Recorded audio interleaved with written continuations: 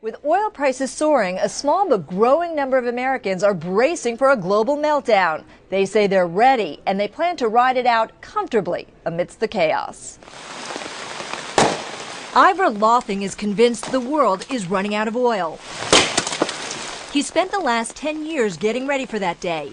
A mainstream survivalist, chopping his own wood, installing solar panels, growing vegetables, even driving a solar-powered car. All of it geared to becoming self-sufficient. Call me crazy, but I'm crazy like a fox. This household makes half of its own energy.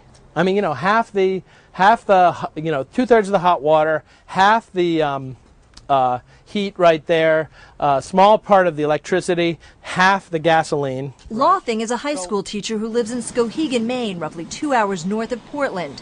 He believes a world driven by cheap oil is coming to an end. How does peak oil play into the changes you're making in your life? Well, peak oil has everything to do with it. Peak oil is the point when global oil production peaks, then goes down. The remaining oil supply is limited and will be harder to get at. And that means fewer barrels a day. Some oil experts say that day is here. Others predict it's 20 to 30 years away. But as gas prices rise, websites like peakoil.com and Survival Blog are getting more and more visitors, talking about the end of cheap oil and the possible threat of political and economic instability around the world. That's 4,000 gallons a year. And peak oil groups like Lothing's have seen a spike in members. I think that things can have the potential to get very, very bad if we don't do anything. However, I really do.